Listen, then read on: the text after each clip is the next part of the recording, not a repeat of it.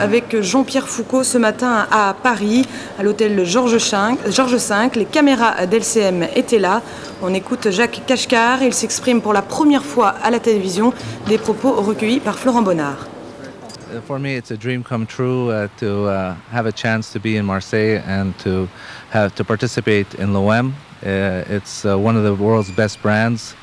I love soccer. I love Marseille. I love the south of France. So all the nice combination coming together. So it's been a terrific opportunity, and I'm very grateful for Mr. Dreyfus and for the mayor of Marseille to host me and to bring me to Marseille. I mean, about 5 years ago, I started going to Marseille, and I've been going every summer ever since. And I love the port, I love the water, and I love the people of Marseille. C'est le plus important.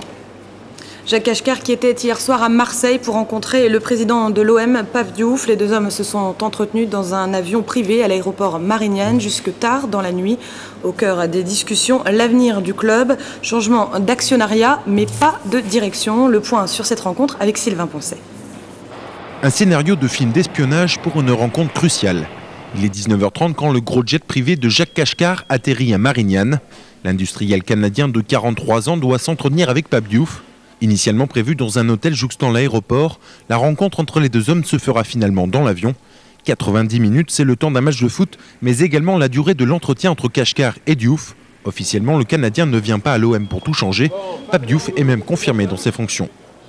Pour lui, venir à l'OM, c'était d'abord réaliser donc un rêve, à savoir intégrer un club de football, le racheter et surtout, s'agissant de Marseille, essayer de lui donner les moyens de pouvoir se qualifier régulièrement, je dirais même annuellement en Champions League et plus tard de prétendre à conquérir ce trophée.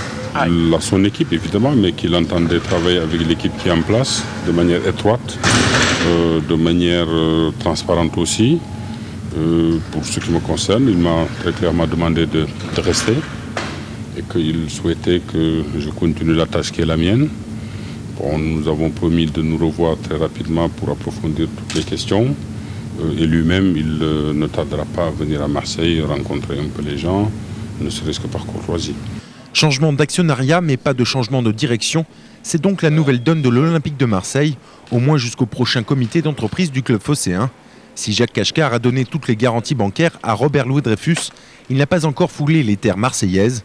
Le Canadien s'est envolé pour Paris dans la soirée, sans une photo pour les nombreux journalistes venus l'accueillir. Une vente estimée à 115 millions selon certaines sources, 150 millions selon nos informations.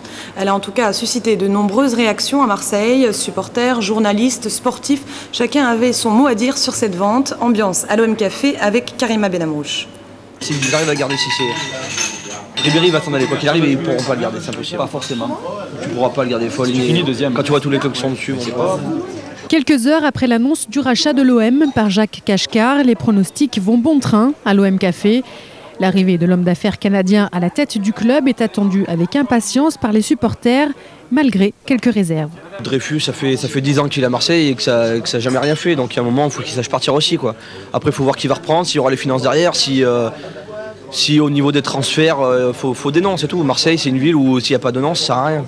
Le capital financier ne sera pas le même, donc évidemment l'achat de joueurs pourrait effectivement se faire. Mais je pense que si on vient à Marseille, c'est quand même vraiment un honneur et que certains joueurs, on va reprendre l'exemple de Drogba, ils comptaient vraiment y revenir. Le poids financier de Jacques Cachecar est donc au cœur des préoccupations. Pour certains supporters, sa fortune peut être une arme à double tranchant.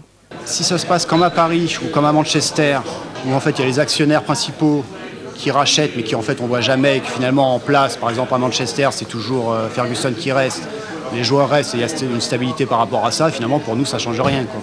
Que ça soit